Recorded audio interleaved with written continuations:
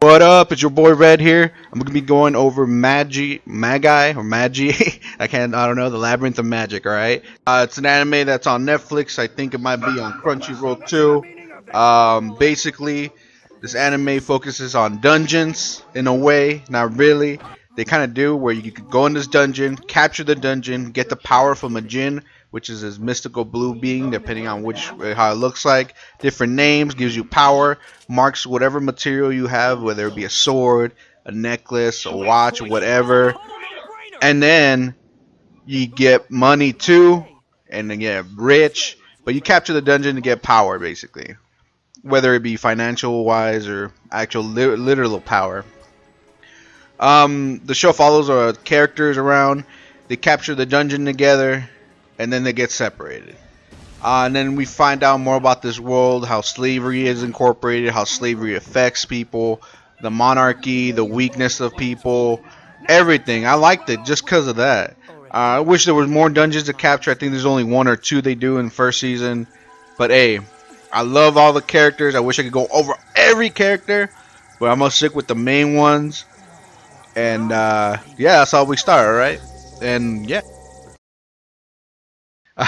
So our first character we get is Aladdin, a special little boy who uses a lot of the rook, which are those little butterfly things. There's also black rook, I forgot to mention that, but he uses a white rook to enhance his powers. Summon a djinn, which is this big blue Belfast body thing. But he's a little boy, basically. They later found out that he's actually a magi, or Magi, that's what it was. Which is these beings that pick their king's candidates from Solomon. It's a little interesting, and they pick them, they guide them to become kings, basically. He's one of four in this world. Apparently there's only supposed to be three, but he's the fourth one, which is an anomaly or something. But he likes boobs. Hell yeah, he likes titties.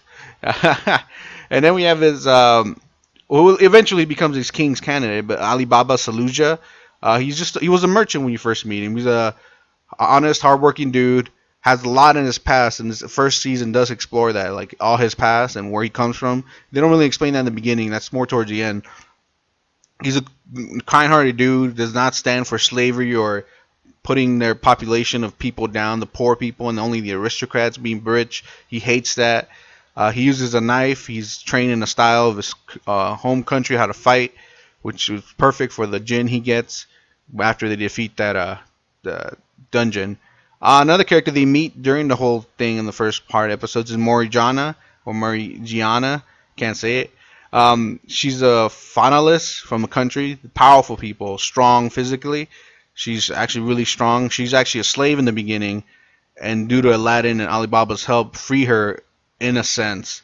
They free her physically, but mentally she has to overcome that herself. She's a really cute little girl. Like I said, she has no emotions. I don't think the finalists show that much emotion. Some of them do, some of them don't. She really doesn't. She's kind of not emotionless, but she doesn't show it. But she does end up having feelings for Alibaba. As you can see, she does little cute faces. It's so cute. And then we have Hakuryu Ren. Now he's from the Ko Empire, which is an empire trying to expand its authority over the world. He hates that. He actually doesn't want that. He actually travels later on to King Sinbad's country to ask for his help. He seems like a solid dude, but he's actually a child at heart. And he becomes best friends with Alibaba, Aladdin, and Morgiana, even falling in love with Morgiana. And you'll see that in the first season. Sinbad, he comes out. He's a king. He's a leader of the Alliance, the Sea Alliance or something like that. Powerful man. Has a lot of djinns at his disposal. We get to see him most of all. We get to see some of his 8 generals too, which we got to see more of them. The only ones I know is Jafar to his right, the green hat, and the finalist dude to the left. We get to see more of them in the first season, but they're a powerful nation, and you get to see that in second season. But in first season, they're there. They help out Aladdin and his friends, and they train them, especially how to use their jinn equips, and Aladdin to use magic and stuff. This is another Magi or Magi or Magi. His name is Judar. He's from the Ko Empire. He's one of the third original Magis. He uses Black Rook, and it is explained that he joins this organization that wishes the end of the world, and they convert White Rook to Black Rook, and they use that to summon powerful creatures. And yeah, that's basically it. I'm sorry this is fast, but it's better if you watch it, that's for sure, because I only went over a couple characters. There's a lot more characters to go over that actually, even minor characters, supportive characters that just have like 3 seconds of scene time, they actually still come out in the show, and you'll remember them. You're like, oh shit. But yeah, like I said, this world, they use their Magoi to use their Jinn weapons, Magoi to use magic. As soon as they run out, they're fucked for a couple hours, I believe. There's possible ways to replenish a Magoi depending on the elements. You see that in the show. Of course, Magis don't. They use Magoi from the Rook themselves. The only ones that could do that. They get more dungeons. You get more Jinns. I think the maximum is 6. That's what Sinbad has. He can't capture any more dungeons. After you capture a dungeon, you can make a household vessel, which is your subordinates. It gets crazy. To be honest, the show was a little slow in the beginning. I wasn't that into it. Not halfway, but like after the 4th episode, it starts getting interesting. Because you think these characters would be traveling together. No, actually, half of the time they're separated from each other, and they end up being on different opposite ends of what's going on in the society. And you guys will see that. I mean, I figured it out. Also, the way they defeat most of the bigger bad guys is kind of the same thing over and over again. And you'll see that what I mean. It kind of gets boring, even in season 2, which I'm going to review separately.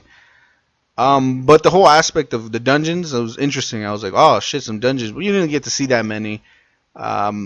Sinbad, he's a cool dude.